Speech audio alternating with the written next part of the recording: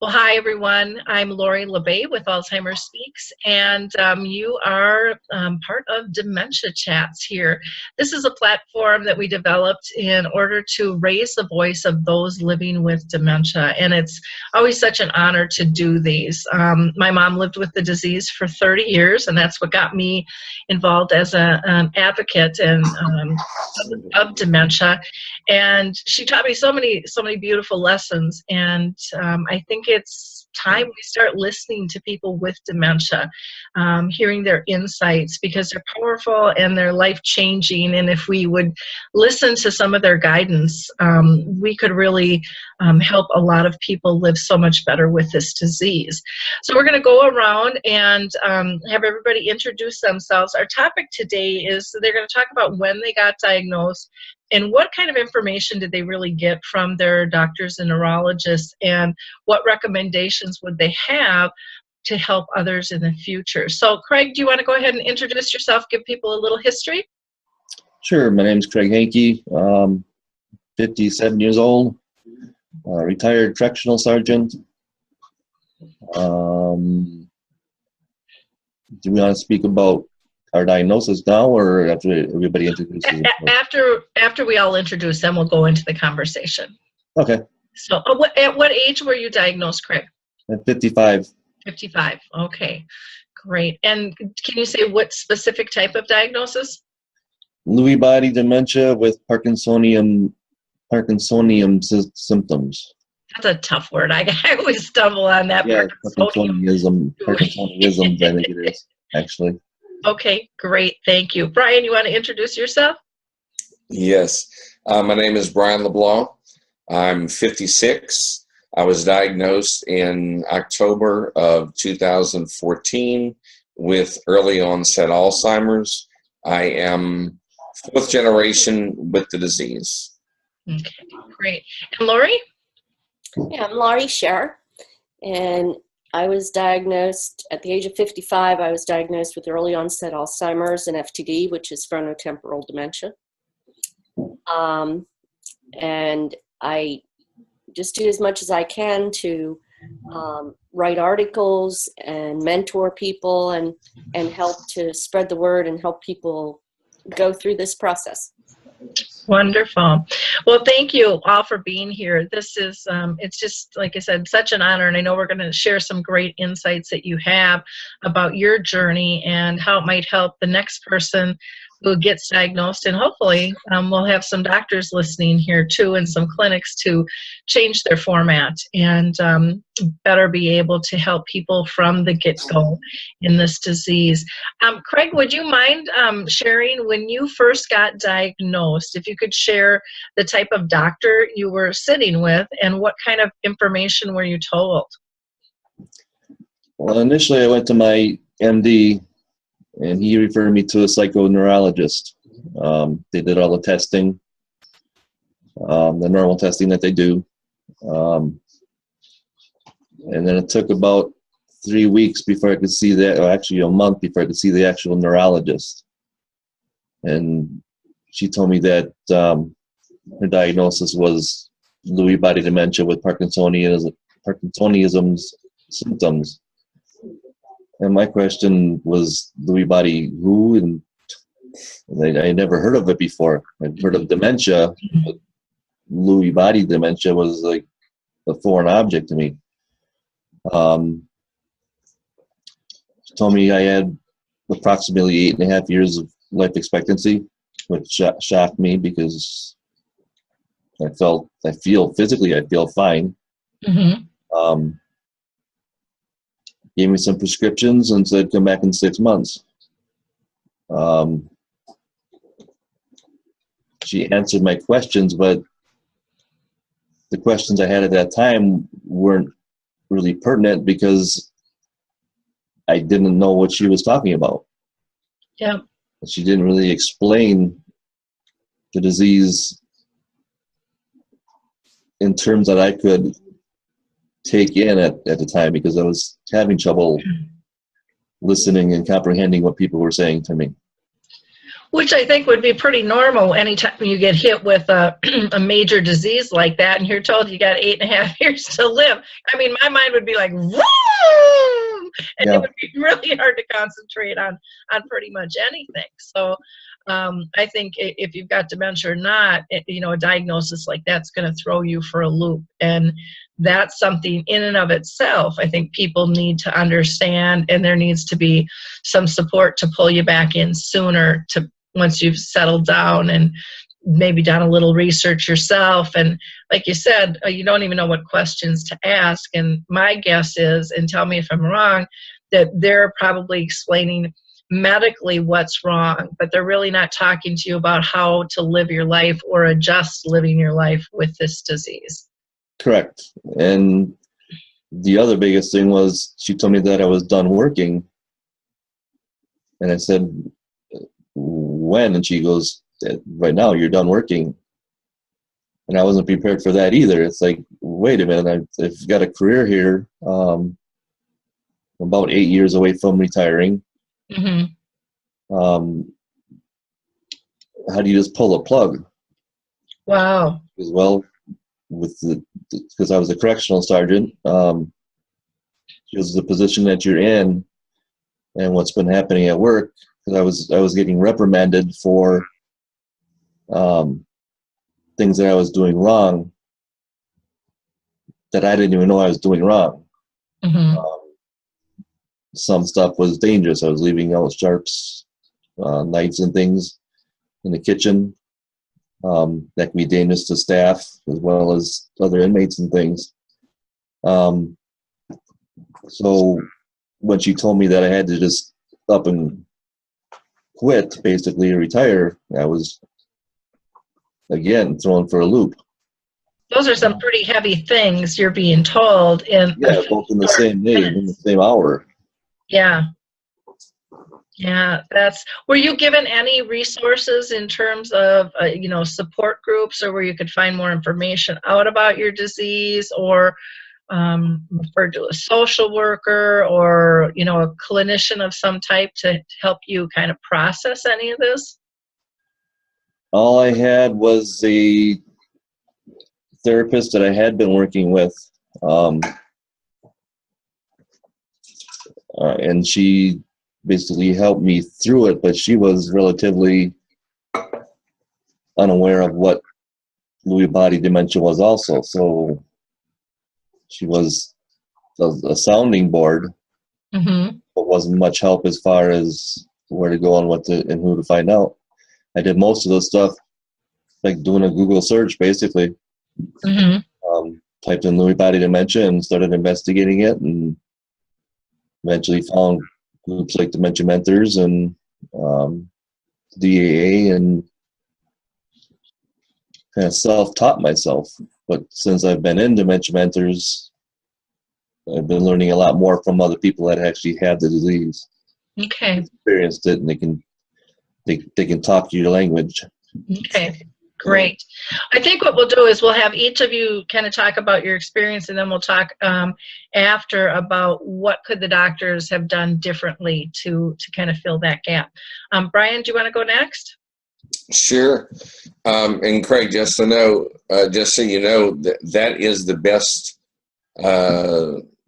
place to learn, is from other people that are living with different types of dementia-related illnesses. You learn a lot by talking to everyone. Yeah, my experience was kind of the same, except and I constantly talk to my wife to get clarification, because what I think I remember and what actually happened is sometimes two entirely different things.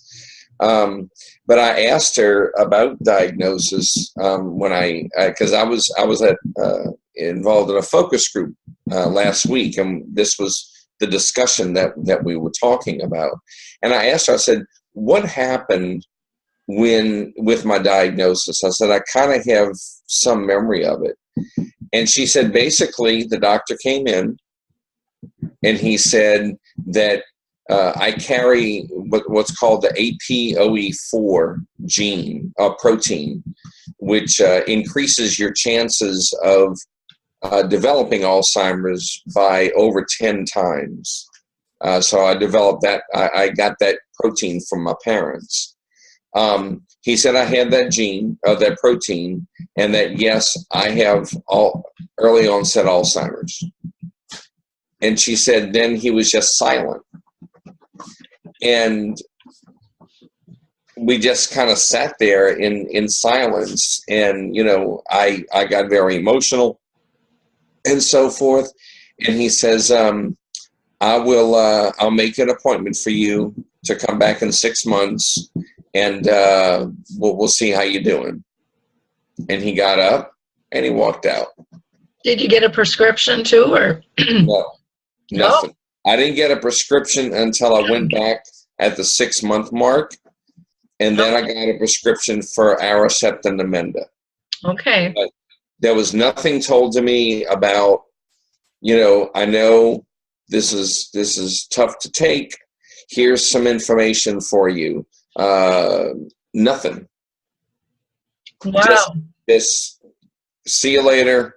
I mean, he's a nice guy. Don't get me wrong. He's a nice guy, but I just have a feeling that he didn't know what to do or what to say, maybe to someone. Maybe he's used to diagnosing people that were older, and you know, maybe I don't know. I don't know the answer, but we didn't receive anything, any type of advice or support. Okay, so you weren't told at that time to get your affairs in order, which is also common? Nope. We did that on our own. Wow. So I'm just going to dig a little further. On your second meeting, did you get any referral information there or more insights? You guys said you got your prescription then finally. Went in for the second appointment, and we met that time. We didn't even see him. We saw the nurse practitioner, and she had the prescription already made out. And now she talked to us, you know, for a good length of time, but still nothing support-wise. She was more interested in, you know, how I was doing, how I was coping, what things had I experienced, and so forth. Asked Shannon a lot of questions to find out how my progression was and so forth, and gave me the prescription, said, see you in 6 months.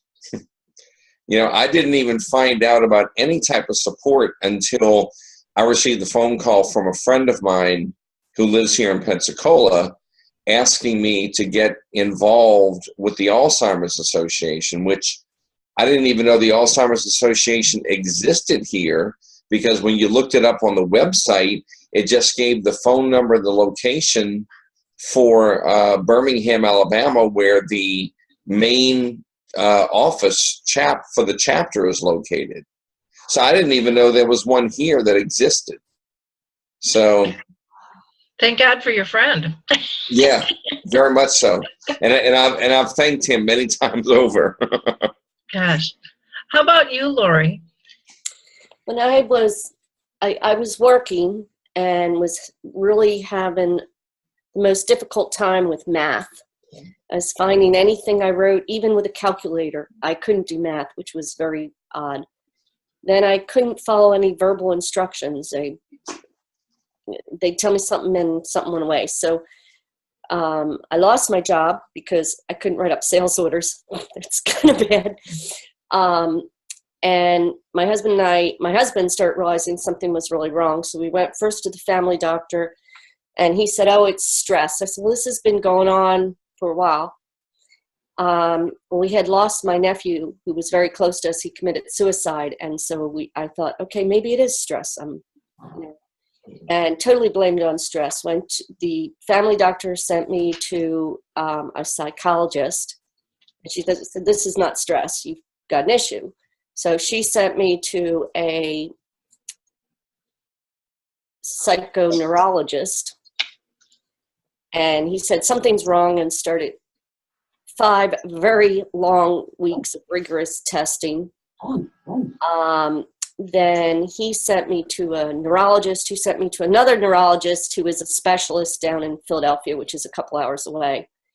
And what he said was, well, you appear to have early onset Alzheimer's and FTD. I said, well, what about work? I've always been a career person. What about work? And he said, you need to go home, get your affairs in order, and see an elderly care attorney. And we were just stunned. And I said, well, what about medications? I mean, what drug can I take to get rid of this, you know? Mm-hmm. And he said, there is nothing. He said, the only thing we can hope is that some of the medications will slow down the process, but there's no given on that. So he gave me a prescription for Aricept. Well, my husband and I went home and I started on the Aricept thinking, oh, this is going to slow it down. Well, the first 6 months, I was doing horrible. And we thought I had automatically taken a total dive. I ran out of the Aricept and I said, well, since it doesn't seem to be doing anything, I'm going to stop taking it. Then in further research, I found that with FTD, you should not be taking Aricept. Yeah. I stopped, and this is our specialist. I stopped taking the Aricept and actually came back up and leveled off for a little bit. But when we asked him about information, he said, well, just Google it on the internet. There's lots of information out there. Just look it up on the internet. Then when I went to my second neurologist, her response was, well, here's the web address for the Alzheimer's Association, and was just totally unwilling to see and hand out any information other than that, or even consider any information other than the Alzheimer's Association.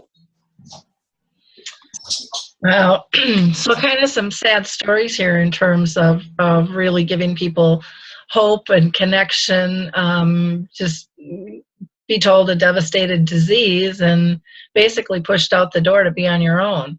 And I have to say, when I talk to people around the world, not just here in the U.S., this is pretty common. And really sad. When I speak, a lot of times they say, you know, people get the diagnosis, they always get a second appointment because that's on there. Most will get a prescription, and a lot are told to get their affairs in order. And if they're lucky, they're given the number to the Alzheimer's Association, and you know, which would be a nice step, but there's so many other resources out there available. And this process has to change. This is so devastating to people. You know, just with your 3 stories alone, which are not unusual, you know, being told, I mean, people have to look at it, the doctors and the clinics have to look at this seriously in terms of what they are telling people and the significance of the change of their life. You know, you're diagnosing somebody with a chronic illness, basically with a death sentence because there's no cure. The medications are iffy, and you're just letting them walk out the door thinking that that stress isn't going to impact their lives. And we all know, and I would like to think the doctors know, that stress adds to your symptoms, no matter what kind of dementia you have. And so that should be first and foremost to be reduced. It would be, in my opinion, the common sense thing to do on that. I'm going to go to Laurie and then Brian. Okay.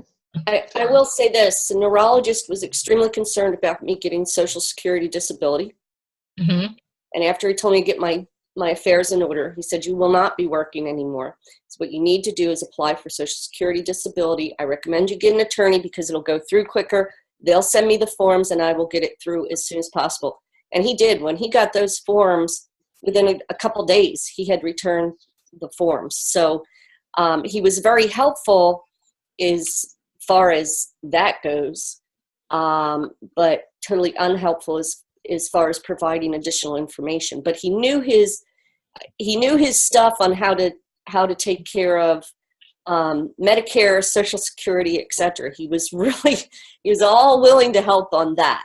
Mm-hmm. but had no hope for whatever. I was diagnosed the same time as Pat Summitt, the basketball coach. She was diagnosed the same year. And I'm very glad he told us to get our affairs in order, because I look at Pat and she and I were running about the same. She wrote her book, she coached for a while.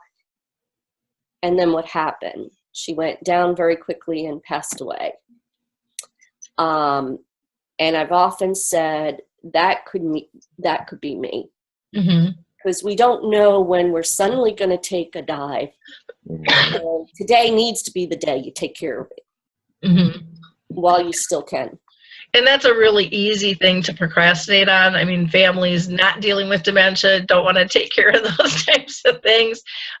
We as a society have a fear, if I make out my will and my healthcare directives, something's going to happen. And it really is just about smart living. We should all have those powers of attorney and things in order. But when someone is ill, it really becomes critical, and time shouldn't be wasted. So I'm glad to hear that your doctor did recommend the Social Security disability. I'm going to go to Brian, and then I want to go to Craig. So Brian, you had a comment?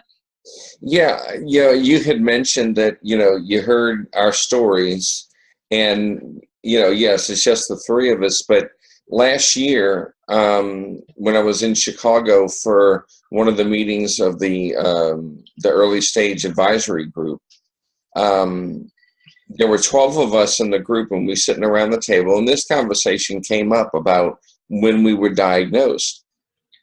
Of the 12, not one person was told anything at their diagnosis. And some people had to go through multiple doctors to get a diagnosis. So, that's 3 of us here.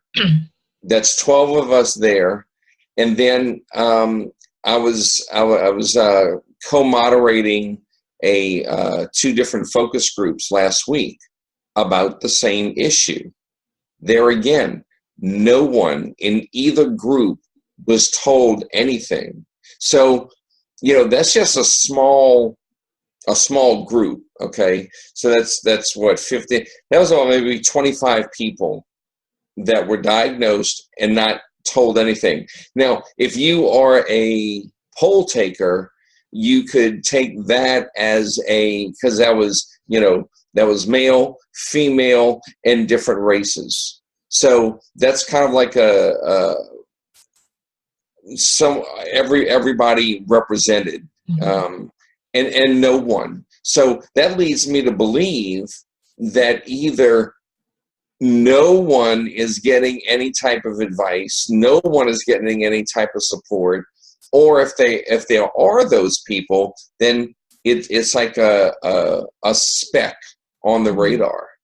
Yeah. And there are some places that are starting to notice this, and so they're setting things up so they can go meet with the neurologist and the staff, so that when the person is diagnosed, they can at least take home some literature. They can take home something, but also it's going to be trying to get into that neurologist office to have a meeting, so that we can, talk to them about it.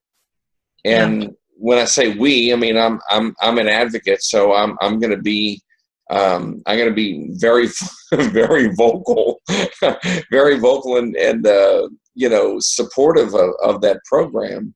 But I think this is a huge issue that's going on right now, and I hope that people that see this understand that this is not just the 3 of us, or not just the 25 of us, or the 12 of us that have gone through this. This is probably millions of people that have gone through the same thing, which I'm not really sure if they have cancer or heart disease or diabetes.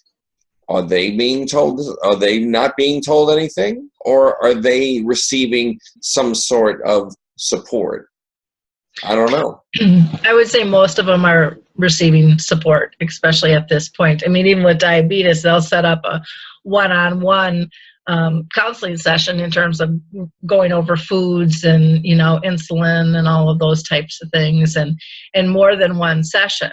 And that just goes to show you that being that Alzheimer's is, you know, the least funded disease, but the most misunderstood disease, because nobody really knows what causes it or anything anymore. So I don't know. It's frustrating. It's frustrating living with the disease, knowing that, you know, like you said, it's kind of like it's a death sentence. You know, I know what my end is going to look like, and I wish I didn't, but it is what it is. But I don't think about that. I try to, you know, keep my eye on the brass ring, and just move forward like that. So I take one day at a time, one moment at a time. Right.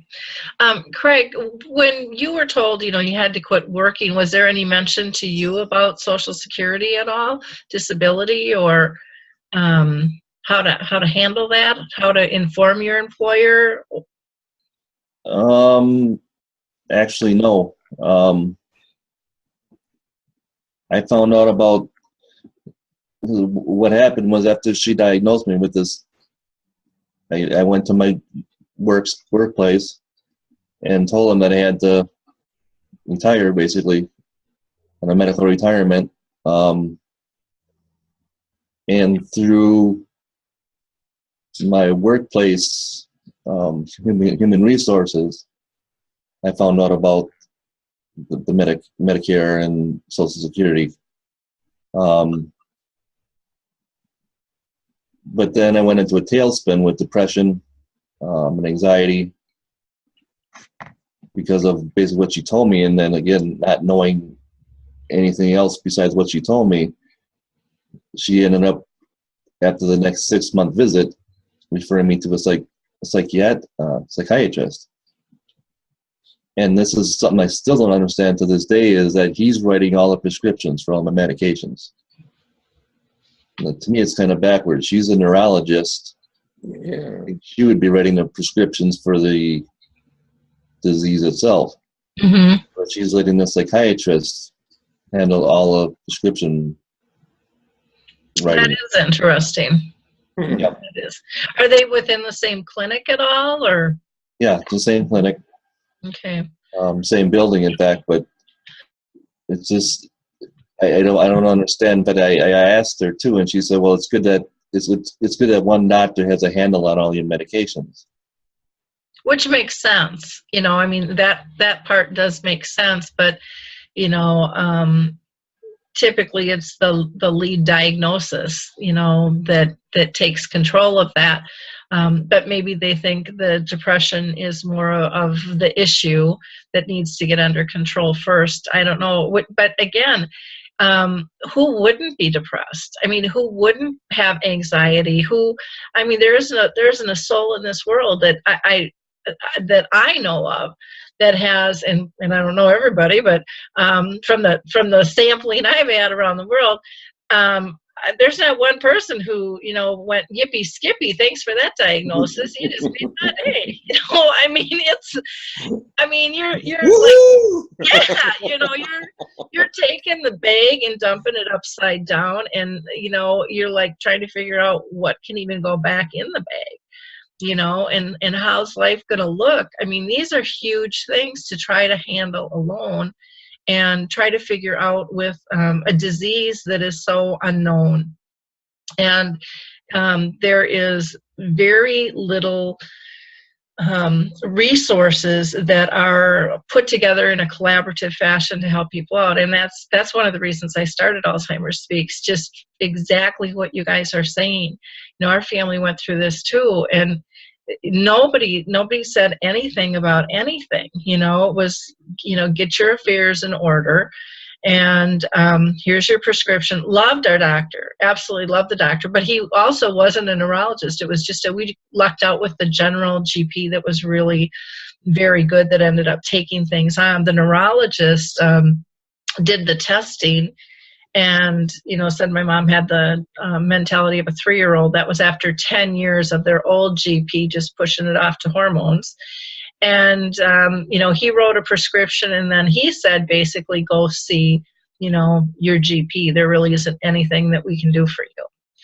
And we're like, oh, that's helpful, you know. But again, that was 30 years ago, or that was like 20 years ago, because the first 10 was the hormone deal that they were pushing it on. And when we got back to the general GP, I mean, he was very apathetic, and he was just the nicest man. And what we found was, you know, he gave us the name to the Alzheimer's Association, which again, we didn't really know anything about, because you don't know what you don't know. And but we didn't find much for resources there. You know, there was a support group that we could have gone to. Well, that's not helping mom, and we don't even know what we're dealing with here. And we didn't really feel like that was going to answer our questions. You know, it was, or that we had the time to take as care partners to do that was also an issue. And, you know, we talked about different things to help her live better or adapt in the house. And there was nothing. There was no conversation. There was nothing about how do you deal with her new reactions and her new reality. There weren't discussions on those things. You know, it was just kind of a medical model. This is the disease. This is how it progresses. Well, you know, that's nice to know, but that does not help us as a family live with the disease. And so, you know, I created Alzheimer's Speaks to try to connect with people and get others connected, and to also build a resource base. So one of the things that we have, which is, it's a small resource base, but our resource directory, you know, we can put in all, or I should say, people can put in all kinds of resources, from books and articles to support groups to businesses. We've got dementia-friendly communities and all kinds of jazz in there. It's kind of endless, and if we don't have a category, we can add one. I don't add them because I don't have time. And I also don't believe in controlling what other people need. And that was a big issue that I found was happening too, that organizations didn't want to give information out about a third party unless they were A, getting money, and then B, if they weren't, then it was, well, it could be a liability to us. And I just didn't feel like that was fair, because I thought every family is different and everybody deserves to have access to information and knowledge, and then they can make the best choice for their family. So Brian, you had a comment? Yeah, you talked about when you get the diagnosis, they don't tell you what's going to happen or how you're going to and how you're going to feel and so forth. But that's just another point of this disease, in that, you know, there's 3 of us here that have a dementia-related illness, but, you know, we're experiencing 3 different types of dementia-related illnesses. But if you take, for instance, for cancer, you know, no matter what type of cancer you have, you go get chemo, and chemo will cure you or prevent it or stop it, hopefully. With HIV/AIDS, you're going to take pills and medications and so forth, and that's going to cure or stop the prevention, you know, of that disease. Same thing with diabetes. You either take injections or you take pills. But the saying of, when you meet one person with a dementia-related illness, you've met one person with a dementia-related illness. Because even though I may have Alzheimer's and I'm talking to someone that has Alzheimer's, we're going to compare stories. And we're going to find out that we share a similarity, but I'm going to be experiencing something that they've never experienced, like my balancing issues. You know, I fall like 2 or 3 times a day because of my balance. Not everybody that has Alzheimer's is going to experience that, but I do.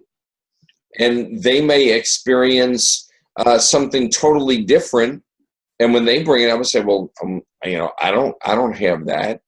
So I have a feeling that until Alzheimer's is known, why plaques and tangles appear in our brains, and why things happen the way that they do, then they may be able to start explaining or give us a better definitive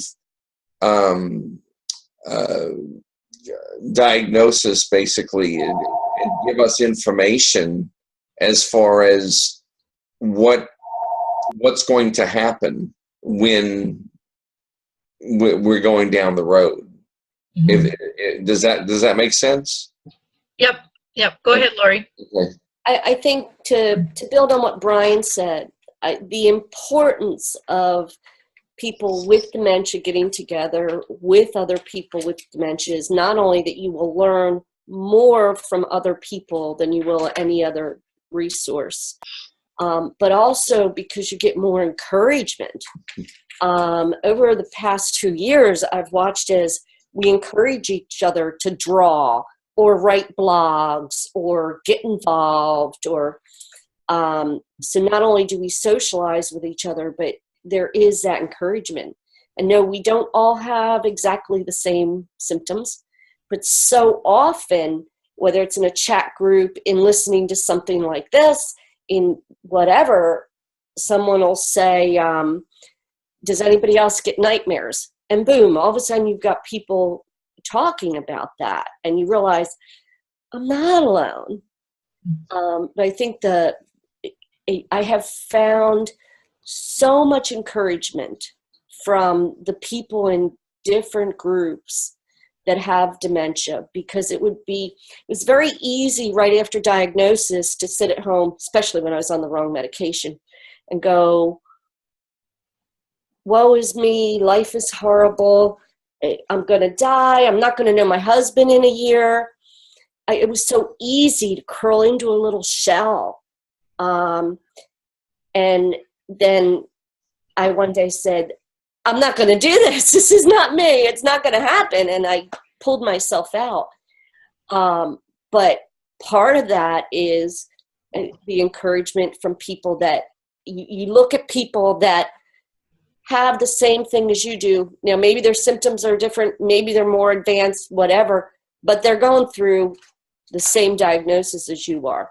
And to see what they're doing and have them say, come on, you can do it. Boy, it's just so powerful and so awesome. It is. And I agree that, the clinics can't tell you A to B to Z, but you know what? They can't with cancer either. Not everybody reacts the same to medications and to protocols. And so it's like, get over yourselves and start giving people information saying, you know what, it's a baby disease. It's been around for 100 years, but we don't know that much. We do know that, everybody is going to react different. We do know that there are social support groups that you can be involved in. And one of the best ways you're going to learn is through other people. And one of the best ways to kind of fight off this disease, has been found through studies is what's good for the heart is good for the brain. But in addition is to stay socially connected. And this is a great way to do that.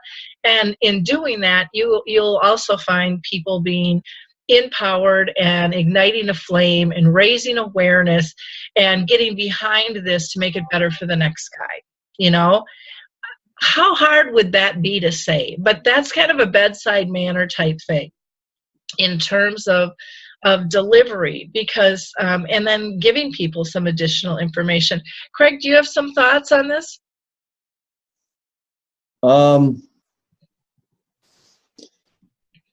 Just the fact that they, like I said, they turn you loose, and they should expect that.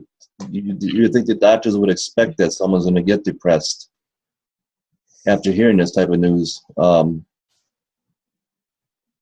and would set you up with a counselor or something, or a social worker, but just to turn you out and come back in 6 months, I think is really wrong. I mean, to me, I was an active worker working. They took me off of work for 2 weeks, and then when I went in to see the doctor, she said, "You're done working as of today." And it's like you said, you turn the bag upside down and dump your life out, and then leave it up to you to pick up the pieces. Yeah. Well, what's interesting is, I've heard from a lot of clinicians that, they have protocol for doctors who have to tell people this kind of news, because it's hard on them too, because, they don't know what to say. And so they watch them closely. They have support for them. Well, that's nice. You're just telling people. You're not living it. You're not going down the rabbit hole. So, I mean, again, there gets to be this empathy, and I think part of the big problem is insurance limits the time with the doctors. Roles of the doctors have always kind of been the same, in terms of clinics, and I think we're starting to see some of that change. I know here in Minnesota, they have the memory and aging clinic where it's a team. So if you go in and get diagnosed, they right away have a behavioral psychologist, they have a social worker, and they work as a team. And their goal is actually to have you see everybody in that one day when you come in for an appointment, which again can be a lot. But that waiting game isn't fun either. We all kind of know that. So it's it definitely, they need to look at the whole of a person and take a more holistic approach, instead of each independent department kind of doing their thing, and realize the effects the words have. Granted, the disease has a huge effect, but the words that are used, the tone in which they're given, that stuff's massive.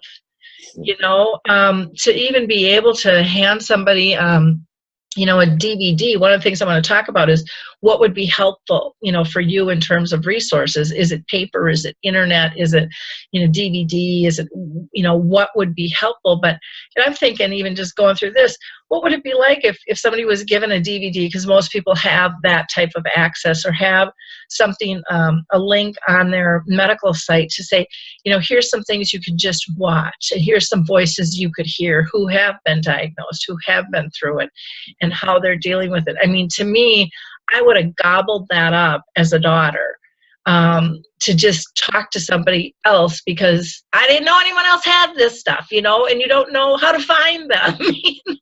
And so just to know that there's somebody else out there, I think would have just, for me, given me a sigh of relief. And I don't know if that would have been helpful for you, Brian. Now, if there is such a thing as a positive to all of this, by not telling me anything, forced me to find out for myself. So then research, and not only researching support and things of that nature, but researching the disease. I know more about Alzheimer's than, I don't know. I just know a lot about Alzheimer's. I've learned all sorts of things. Laurie was talking about being, stressed and so forth. One of the things that I found was stress relief in coloring. Mm-hmm. This is one of my coloring books that I use to just chill. If you get lost in trying to color in these little things, and next thing you know, you're just enjoying it, and you can't remember why you started it, but you're doing great and you're feeling better. Mm-hmm. Things like exercise, how it affects you and how it could delay, how forced me to learn. And it's funny because I retain a lot of that, even though I don't retain a whole bunch of other things. But I think because I'm an advocate and I talk about it constantly, which pleases my family so very much. But they, it kind of stays with you. And plus I have it written, so I can constantly refer back to it. But it forced me to go into a different direction to actually learn about this thing that I have. And I learn something new every day, and keep it in written form so that I know if I do forget it, I can always refer back to a piece of paper, or I bookmark a website or something along those lines. Laurie? Well, Laurie, you had mentioned about a DVD, and I think something like that's an awesome idea. The problem with the DVD is that they get outdated so fast because as information is changing and there's new technology. But something like videos that are on YouTube that can be changed and updated would be great. But if the doctors would and the care facilities, whatever, would point not only caregivers but the people with dementia to various groups where they could meet other people, meet other care partners, meet other people with dementia, and get involved. But they seem reluctant to want to do that, and it's sad that they don't just hand out a list and say, these are groups we know of, we're not familiar with them, but here you go. Yeah. And the other thing is, if the neurologist would try and put a more positive spin and not a death sentence. My neurologist pretty much said, in not these words, you would have been better off if it had been a brain tumor. Yeah. There's times I agree with him, but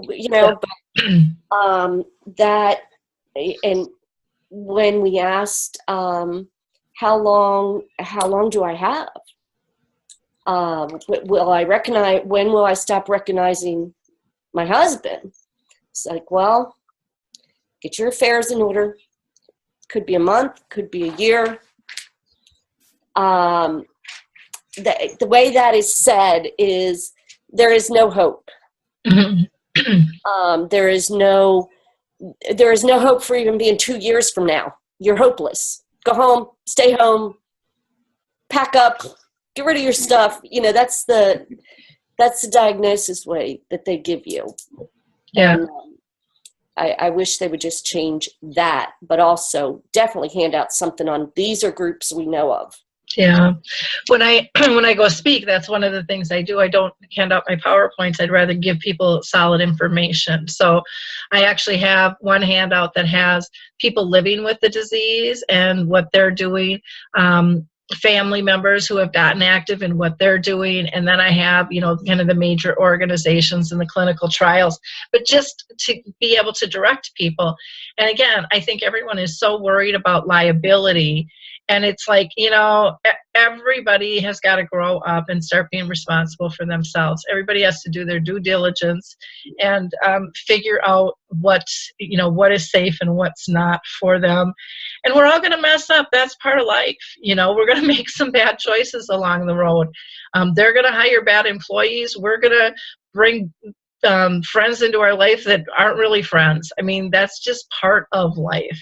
And, that's why we need to protect people as much as possible. And I don't see it helpful to not give the resources. Brian, you had mentioned, the positive piece was you did your own research, but a lot of people might not pull themselves out of the depression.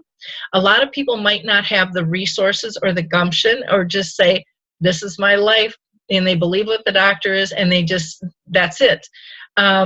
With the DVD, the reason I said that is because there's some people who aren't tech savvy and who can't use. I think you need, and again, that's with Alzheimer's Speaks, why we have different mediums. We have the blog for written, we have the radio for just audio, we have the video things, we we try to do different mediums, because again, everybody is going to learn and take things in differently. If they're like me, they like a variety of stuff. But I think choice is critical. Choice is empowering too. Choice gives hope. And by not allowing people to have this information, I think we're doing a disjustice. And I don't think it has to take the doctors or the clinics or the social workers long to do this, if they would become, collaborative, if they would just take even an hour to Google on their own basic groups or information, or reach out to people like ourselves and say, how would we do this? How would we educate our doctors? Well, stop doing a doctor-to-doctor education. Start getting some real people in that have lived with the disease, and ask the proper questions to the proper group. That's how you fix the problem, is you listen to new voices that can help, and that can help guide, and make a big difference, because the things we're talking about doesn't have to take a lot of time, doesn't have to take a lot of money. I know one clinic says, well, we've got this big wall, we've got all these resources, and I'm like, well, it'd be nice if you'd hand them out. And if you're not going to hand them out, at least show the patients and their family where the wall is, so that they can pick what they want off the wall. But don't just say, well, we're taking care of it because we have this wall of information. If the wall is never tapped, it doesn't do any good. You might as well lock it up in a safe. You have to get the information out. And I get that budgets are tight and it's difficult, but it doesn't have to be costly, and it doesn't have to be complicated. They can gather the information. They can have, a thing on the wall, to hold different information, and just allow families, make a little patient library where they can go in for resources. Take one of their small little offices and make it a resource place for people. How tough would that be to do? I know, again, that they'll say, well, that's cost, and we have to look at our square footage. But again, are you really into patient care, or are you just into treating people? That goes under the topic of blah, blah, blah, blah, blah. Are we really trying to help people live better, or are we just trying to, treat with medications and verbiage that really isn't being helpful in the long run? Maybe we have to get somehow to the health insurance companies to buy into this need, and create something, because they're the ones making the limitations on the doctors and how much time they can spend, or the nurse practitioners or the social workers, because of billing purposes. It'd be great if the health insurance companies would get involved, and not just have to be their stuff, but be open to really what's going on all over. Go ahead, Laurie. Wonder, what is a doctor's true job description? Is the doctor's actual job description to diagnose and treat, diagnose and prescribe? Is the doctor really expected to counsel and aid? Mm-hmm. Granted, I think it would be very easy for them to hand out a piece of paper or whatever, but is that really considered their position, or does their position end after diagnosis and medication? And that's a great point. I think for the most part, you're right on. But again, then there needs to be something in place. The social workers, there needs to be another step. They've done it with other diseases. There's absolutely no reason that it shouldn't be and hasn't been done at this point. The voice has been raised. They see the numbers. They can't deny the need. But again, we just have to holler a little louder. And I think we have to give them options. We have to give them ideas.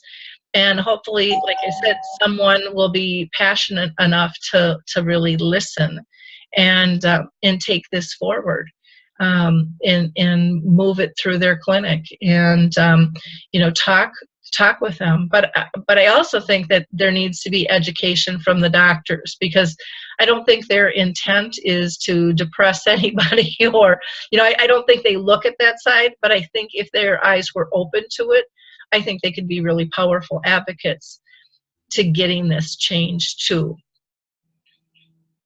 Craig? I was thinking about what you had commented on, where in Minnesota that they set you up with behavioral therapists and social worker and all that stuff from the same day you see the social. And that's just one system. That's just one system is doing that. But there's a fine line there, because like I saw my neurologist and she said you have 8.5 years to live. Again, get your affairs in order. That news alone was shocking. But then if they tell you, now we want you to see all these other people, you may not be ready for those people. Mm-hmm. I mean, you're still trying to take in the fact of what you were just told, and how do I live with this? And you can live with it, but you may not be ready to see all those other doctors that very first day. Yeah. Well, and I to be honest, I don't know if it is the first day, but they said once you get that diagnosis, they set up the team. And my guess is, because they've done some changes there, that that it's probably a second time, when you come in again and the team meets. And because you need some processing time with that. But just to know that there's a team, I think would be, to me, that would be helpful, just to know that there's a team, and to know that there is there's going to be different bedside manners. A psychologist is going to talk to you very differently probably than a neurologist is, than a social worker is. They're going to come with different tools to be able to help you out. And if that at least can be explained in a sentence or two, I would think there would be some comfort in that. And then, because what I've heard from the people going, that they really appreciate having to be able to see everybody on the same day, because if there's a question that comes up, they can usually get a hold of the other doctor and get that answered fairly quickly. If there's a conflict in terms of what they're being told, and they're already out of the house, because that can be stress causing as well. So, there is no right or wrong way, I think, when it comes to dementia, but we have to get a lot more creative. And we have to up the ante in terms of what our expectations are from healthcare. And we have to let that be known, because if we don't let it be known, it's not going to change. And so, Laurie, you had a comment? Yeah, when my mother was diagnosed with cancer, with her oncologist, when we went there, he didn't speak with us that much. He explained the diagnosis, and then immediately he took us across the hall to this lovely, sweet, kind woman, and I don't know what her title was, but we sat with her and she said, okay, now this is your diagnosis. I know the doctor explained it to you. Here's some information on it. This is what the side effects of your medication may be. This is some groups that you can, and she sat and gave us the time and was just so sweet and loving. She then gave us a business card and said, you're going to need time to think about all this. Mm-hmm. Give me a call whenever you want, and we'll sit down and talk more. That was just fabulous. Why don't they do that with dementia? Okay, the doctor can't fit in the time, and quite frankly, I don't think the doctors are as informed on what's happening. But why can't they have someone else within the office that will sit with you immediately and talk to you about some of the things that are yet to come and some of the resources available? Yeah, that would be great. I know with my mom's doctor, the nurse was wonderful, and we were told this is your get to person, you know, or your go-to person. And if you have questions prior to an appointment, you email or fax them to her. She will review it. She'll get it to me, and we will get these answered. And that really just sped up the process so much. And we felt connected, and even if we didn't have an appointment, we could email and we would get an answer back, and that's pretty cool. My granddaughters you know, go to the pediatricians, and I'm amazed at how much they're interrupted with phone calls, you know, to be able to, but they're all over getting the questions answered. And I don't see that so much in the adult clinics. But that immediacy and that importance, I think, is needed. And maybe it is a social worker, maybe it is, you know, a nurse practitioner. It doesn't really, most of us don't care who the heck it is. We just want somebody. No, we just want somebody to connect with and to feel like you're listened to. And I don't think any of us expect them to fix it all, but just to be a resource and to tell us if, you know what, I really don't think that service exists. It's a good idea, and I can bring it to colleagues and bring it up, but I can't promise you that, you know. But you might want to try this, or you might want to try that. But sometimes it's just being able to listen and be heard, you know, is a big thing. Well, we're actually over our time limit here. So, Craig, do you have any last comments? No, I think I said what I needed to say. Okay. How about you, Brian? Now, for once, I'm at a loss for words. Oh, we're marking this day down. Laurie, how about you? Nope, just I think we've covered it, and I hope that I hope through this that we can make some changes to the presentation by the neurologist in their offices. Wonderful. Well, thanks, everybody. Please feel free to share this video. That's why we make them. Share it far and wide. You can go ahead and email it to your neurologist if you'd like, or your nurse practitioner, or your GP, or you know, somebody you know at a clinic, or your nurse. You never know who can have an impact. So if you agree with the comments that we had here on Dementia Chats, please share this. That, you know, this is free, it's easy, it's a link. And again, you will just be, you know, part of our group, expanding awareness. Even if they don't agree, at least you've let it be heard. And you've let people know that you feel it's important. So thank you so much. And until next time, have a wonderful couple weeks. Bye now.